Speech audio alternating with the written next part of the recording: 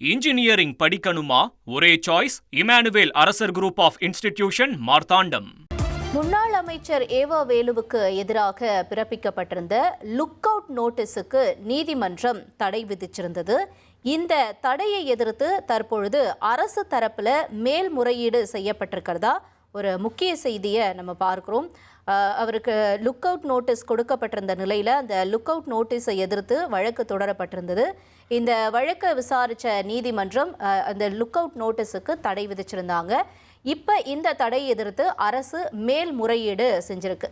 சாலை முறைகேடு வழக்கில் ஏவோ வேலுவுக்கு எதிராக ஒரு லுக் அவுட் நோட்டீஸ் பிறப்பிக்கப்பட்டிருந்துச்சு. இதற்கு தடை விதிச்சிருக்கக்கூடிய நிலையில் இதை எதிர்த்து அரசு மேல்முறையீடு செஞ்சிருக்கிறதா முக்கிய தகவலை பார்க்கிறோம். கூடுதல் தகவல்களை செய்தியாளர் வெங்கடேசன் வழங்கிட கேட்கலாம். வெங்கடேசன், அரசு இப்ப இந்த தடையை எதிர்த்து மேல்முறையீடு செஞ்சிருக்க நிலையில எப்ப விசாரணைக்கு வரதா எதிர்பார்க்கிறோம்? மேலும் நிலவரங்கள் என்ன? வணக்கம். நெடுஞ்சாலைத்துறை முறைகேடு வழக்கில் முன்னாள் அமைச்சர் ஏவாவேலுக்கு எதிராக லுக் அவுட் நோட்டீஸை எதிர்த்து அந்த உயர்நீதிமன்றம் ஏற்கனவே ஒரு இடைக்கால தடையை விதித்துள்ளது. இந்த தடையை எதிர்த்து தான் தமிழ்நாடு அரசின் சார்பில் உச்சநீதிமன்றத்தில் மேல்முறையீடு மனு தாக்கல் செய்யப்பட்டுள்ளது.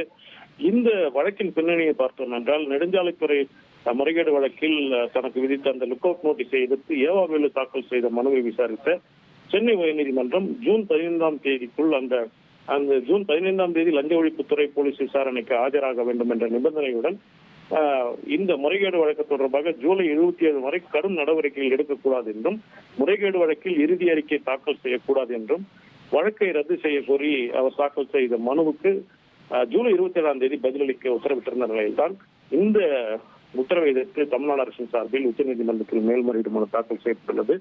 இந்த மனுவை விரைந்து விசாரிக்க கோரி தமிழ்நாடு அரசின் சார்பில் உச்சநீதிமன்ற நீதிபதி சூரியகாந்த் தலைமையிலான அமர்வு முன் முறையிடப்பட்டது. இந்த முறையீட்டை ஏற்ற உச்சநீதிமன்றம் நாளை மறுதினம் இந்த மனுவை விசாரிக்க ஒப்புக்கொண்டுள்ளது. இன்ஜினியரிங் படிக்கணுமா? ஒரே சாய்ஸ் இமானுவேல் அரசர் குரூப் ஆஃப் இன்ஸ்டிடியூஷன், மார்த்தாண்டம்.